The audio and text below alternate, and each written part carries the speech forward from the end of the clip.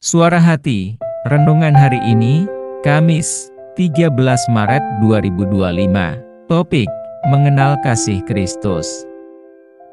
Jangan lupa saudaraku, untuk membagikan renungan ini kepada orang lain, agar mereka juga mendapatkan kekuatan rohani di dalam Tuhan. Kiranya saudara diberkati oleh Tuhan kita.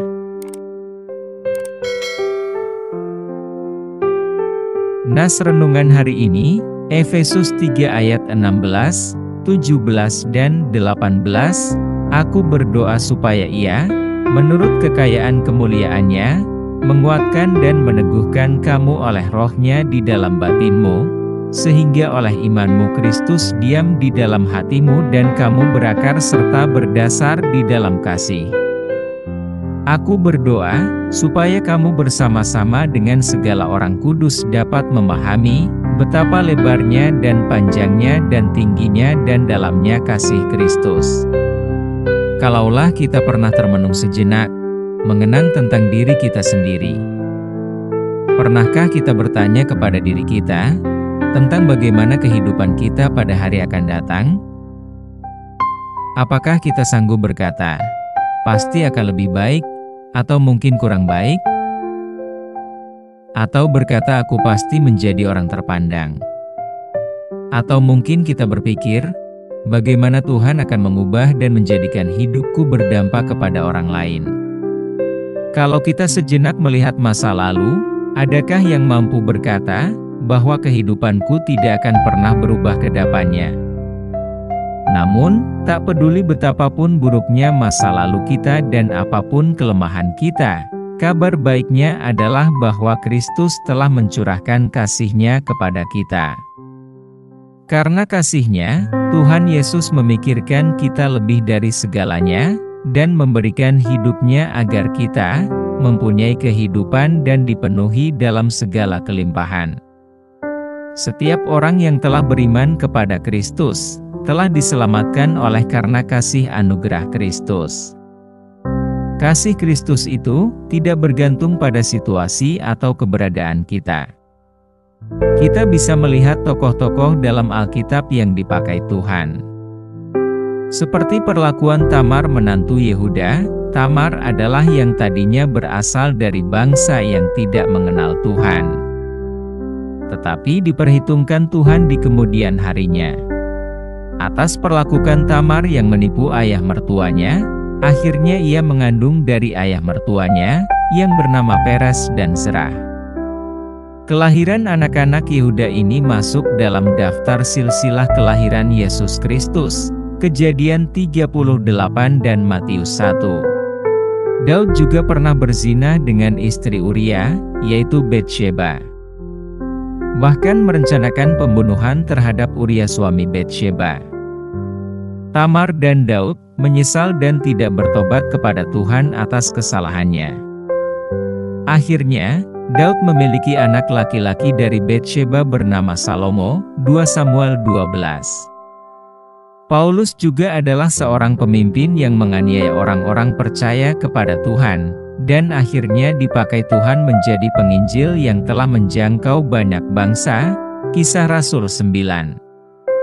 Saudaraku, seburuk apapun status kehidupan kita, bukan latar belakang kita yang buruk itu menjadi dasar bagi Tuhan, kita dipanggil atau tidak.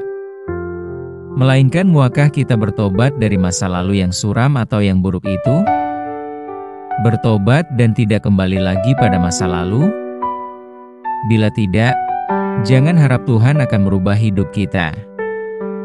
Bila kita mau bertobat, maka ada keselamatan bagi kita. Ketika kita telah diselamatkan oleh Tuhan Yesus, maka kasih karunia Tuhan tidak pernah mundur dari kehidupan kita, asalkan kehidupan kita bertobat secara penuh, dan Tuhan akan menyucikan kita dari dosa-dosa masa lalu. Tak peduli apapun keadaan kita, kini yang harus kita lakukan adalah hidup bagi Kristus dan terus berupaya supaya kita semakin mengenal kasih Kristus. Karena kebesaran hati Paulus, sehingga ia berdoa kepada orang-orang yang telah menerima Kristus dengan baik. Demikian pula dengan kita, agar memiliki kasih karunia dari Tuhan, maka dari itu milikilah kasih Kristus dalam kehidupan kita. Pesan Paulus dalam Nas hari ini, agar kita memahami betapa lebarnya, betapa panjangnya, betapa tingginya, dan betapa dalamnya kasih Kristus kepada semua orang yang mengasihinya.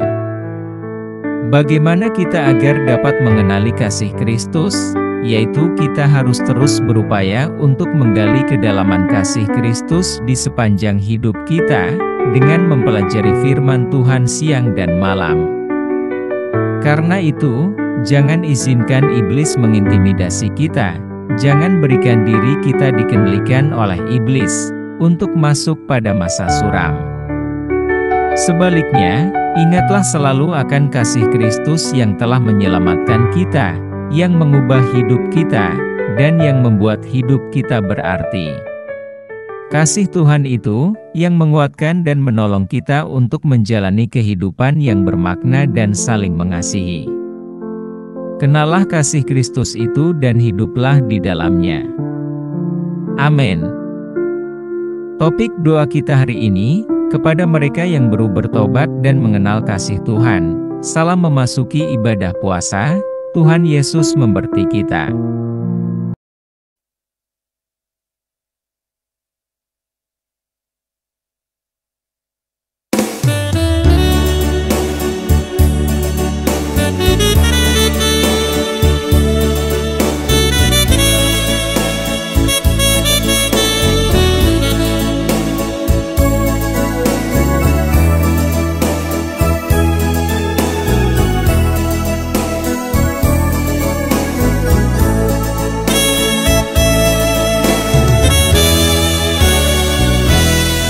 Datang padamu Tuhan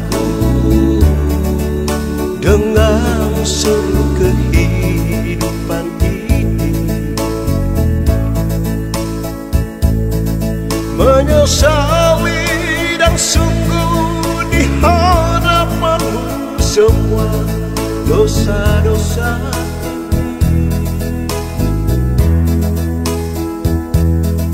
Engkaulah segalanya bagiku, Engkaulah penyelamat hidupku. Tuhan, peganglah tanganku ini,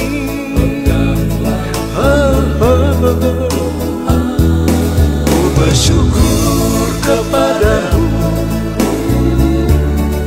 Allah penyelamat hidup,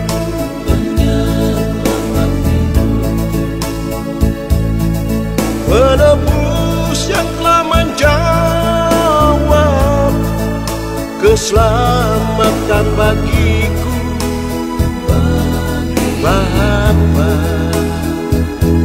berikanlah kuasa-Mu dan tunjukkanlah bagiku kebenaran hidup ini,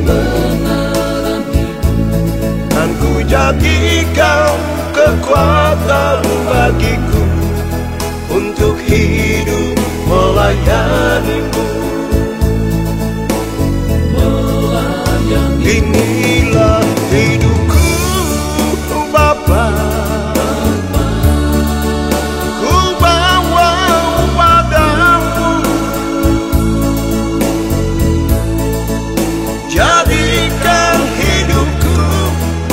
jadikan napasku untuk melayani-Mu Tuhan.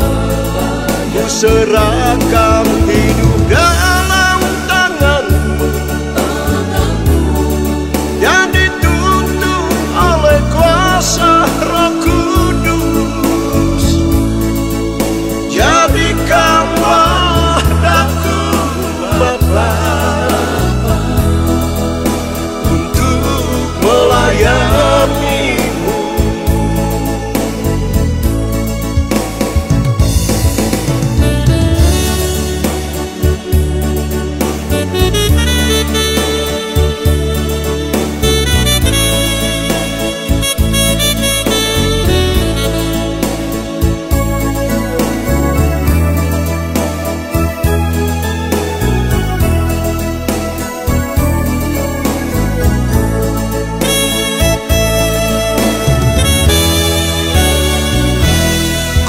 syukur kepadamu,